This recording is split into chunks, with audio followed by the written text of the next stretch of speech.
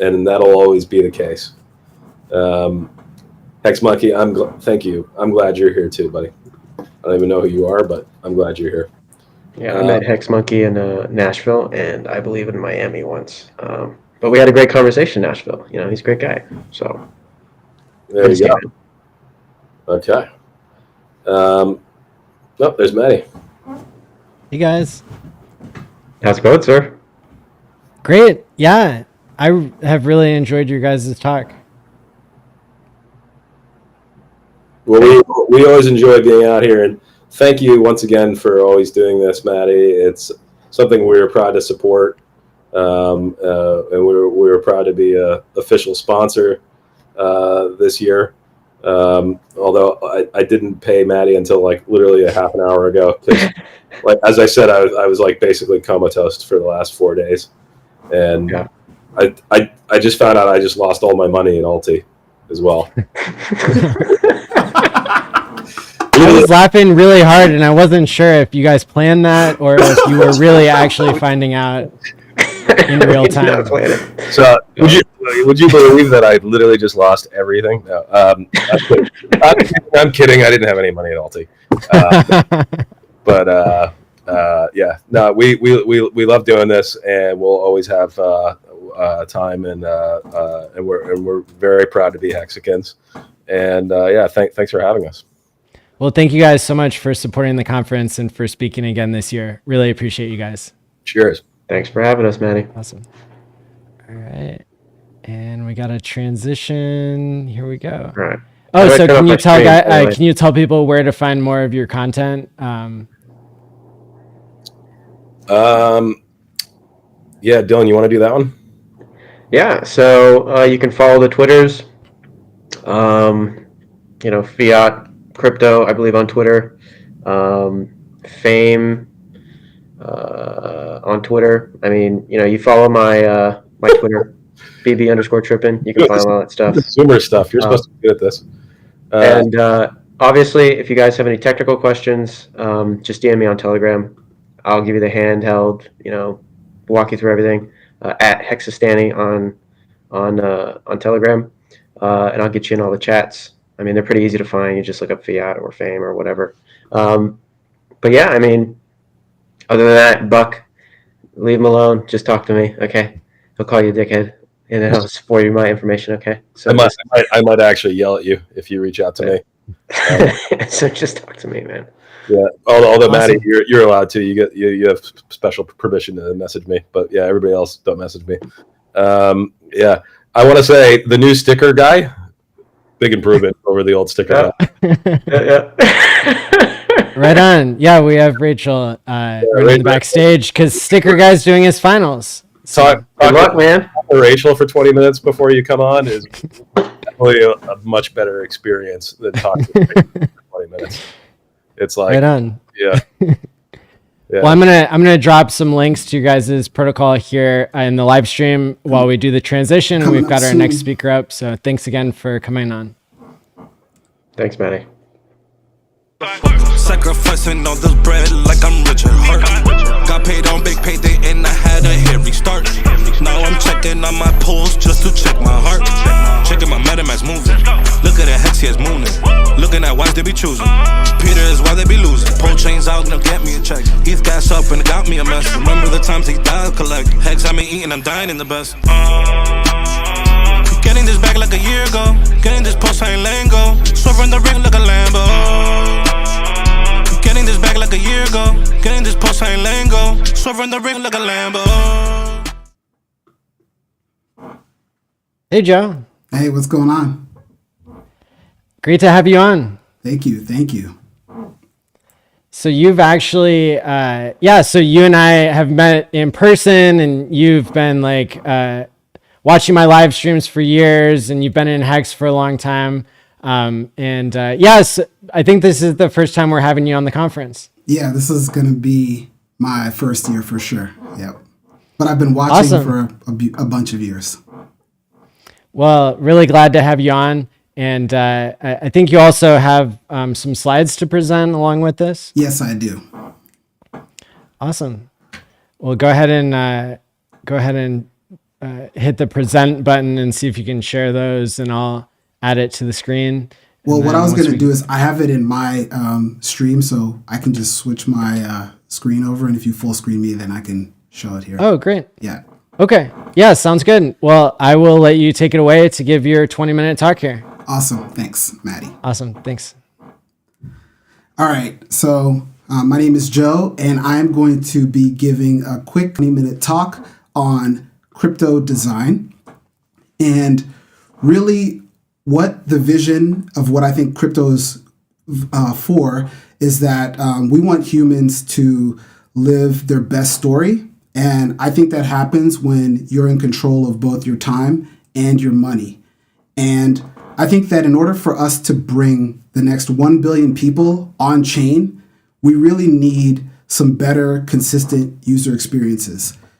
And so my background, just a little bit of background on me. I spent 4 years working at Uber on the self-driving car user interface. So that interface that you see there is the pilot app. And then we also had a passenger app. And I helped build that infrastructure up. And we did over 50,000 rides. I also spent time working at Amazon on this project called the Local Register, which is very similar to a checkout reader that you would use from Square or some other vendor. And we processed millions of transactions through that interface. And then before I worked at those two companies, I spent about 6 years working at DISA, which is responsible for the PKI for all of the government, all the armed services. And so if you think about it, very similar to crypto, it's basically a bunch of people with these little cards. These cards have private keys on them. They use those to log in. They use those to sign transactions. They use those to sign emails. And we were managing over 30 million people on this network. And so I built user experiences across all of these different backgrounds and all these different areas. Now, what I think is the big challenge in crypto right now is what I would call the cold start problem. And what happens is today, somebody hears about crypto, they hear about a token, they go to CMC or some token ranking website, they have a token in mind, but then they don't actually know how to take that token and use it in some sort of dApp. So they have to find a dApp, make sure that dApp supports the protocol that they want, make sure that dApp supports or that protocol supports the actions that they want, and then make sure that they can find that token again inside the dApp somehow, and then take the action on with that token that they want. Now, this is kind of convoluted, but I'm very visual, so I'm going to go through a bunch of visual examples that will kind of help you understand what I think a good solution is to this. And what I call it is a token set. Now, a token set is a generic representation of a group of tokens along with the actions that can be performed on it, on that set. And so, again, I'm visual, so what does that look like? I'm going to do an example, this first example of just a liquidity pair. Now, in a token set for a liquidity pair, you have some collateral that you deposit, usually it's 2 tokens. You have fees that you earn on that collateral. You have actions that can be performed on that whole token set. So in the PulseChain example, you would have collateral of wrapped Pulse and PulseX. Your fees would come back in wrapped Pulse and PulseX because you get paid fees in the same thing that your collateral is in. And then you would have actions about what you can do to perform on this token set. So since a liquidity pair is an NFT, you can send and receive it. You can burn it if you want to burn the liquidity. You can claim the fees that you've earned from your collateral. So you can claim the wrapped Pulse and PulseX. You can deposit more collateral. You can withdraw your collateral, or you can deposit this whole liquidity pair into a farm and farm some sort of incentive token, for example. So this is kind of the structure of what a token set would look like. And so if you're a developer, it looks very similar to this. You've got a token set. There's a list of tokens that come in. There's a list of tokens that come out, and there's actions that are associated with this entire set. Now, what I'm going to do right now is go across 10 examples, and these are all in the PulseChain ecosystem of different token sets. So the first one we're going to cover is PulseChain, and the native token for PLS is the native token for PulseChain. And so this is a token that you can buy. So you could go to an on-ramp and buy it or sell it. You can also send it and receive it. And then if you want to earn with PulseChain, you can deposit it into a stake. You can deposit it as credit, so on like a lending platform, or you can deposit it as liquidity in some sort of decentralized exchange. So all of those features are actions that you can perform on the PulseChain coin. And you don't have to know which dApp you're going to. You just have to realize that underneath, a developer has hooked this up to the right protocol, and they can call the right action that you want to perform. Now, another token, this is PulseX, which is the governance token for the PulseX decentralized exchange. And this has different actions on it. So you can send and receive it just like any other ERC20, but it also has the ability to vote on governance decisions that can be proposed by PulseX. So this has an extra feature of voting, and then again, you can also deposit it to stake it. Now, this is another token, an ERC20 that is Hex, and what this entire conference is built around. And so Hex has sending, receiving, and then its most prominent feature, which is staking. Now, if you were to go in and click on Hex and click stake, your token action, your token set would be a different set. So once you have a Hex stake, you now have a different view of what your stake is showing. So an active Hex stake has Hex going in, but then coming out, you have Hex as the first asset, but then there are other assets that are actually bundled to the Hex stake that you may or may not even know about. But if the developer who builds the token set knows about them, they can include those. So every Hex stake is automatically earning Hedron, and every Hex stake is automatically earning Communist. You just may not know that.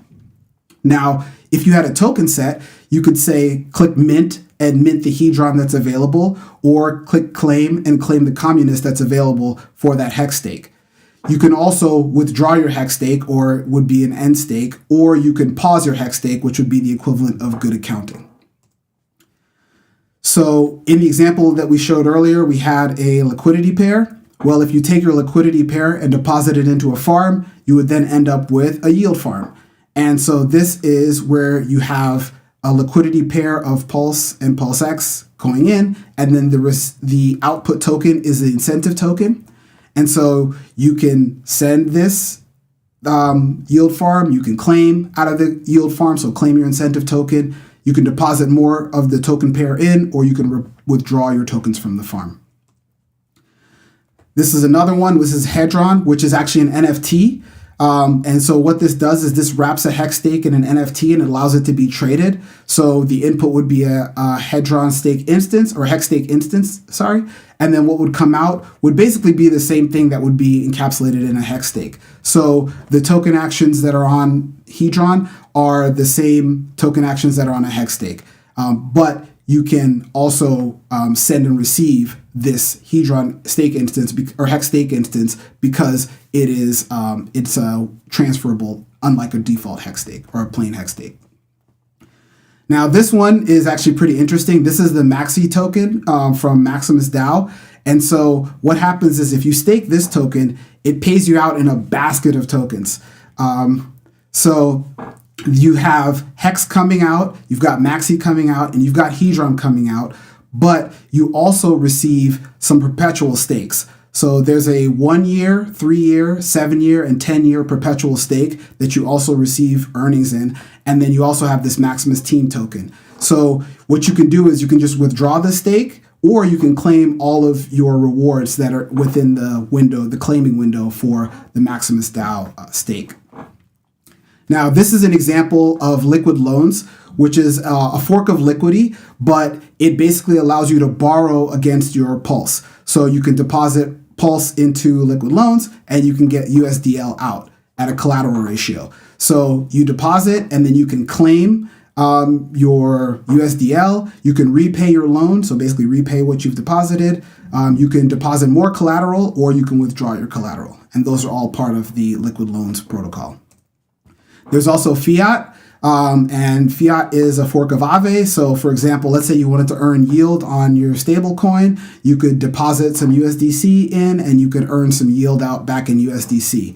And this allows you to claim your yield, deposit more collateral, or withdraw collateral. There's also PHUX, which is a fork of Balancer, and it allows you to deposit a basket of coins at specific ratios. So you've got 3 tokens coming in, 3 tokens coming out. It's like a more advanced liquidity pool.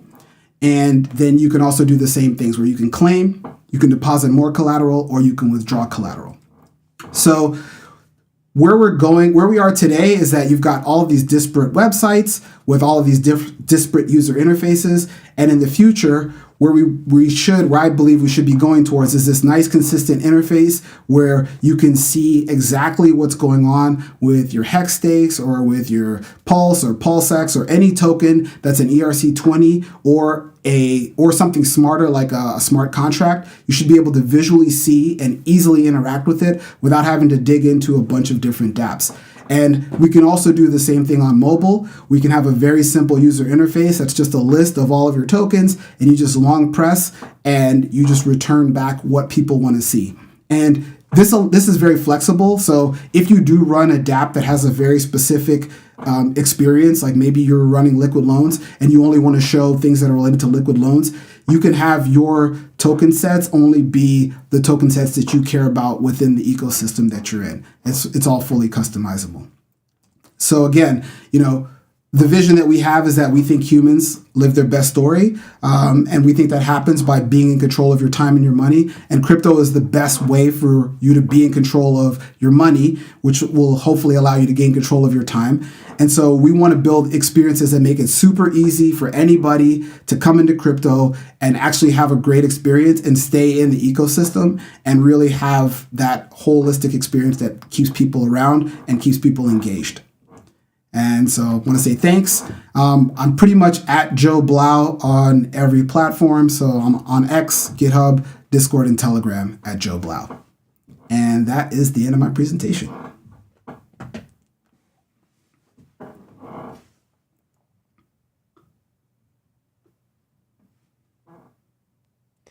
Cool. So we're going to take just a minute or two now to let the next group get loaded up here into the StreamYard. But can you say a little bit more about how you first learned about Hex or what really sold it for you?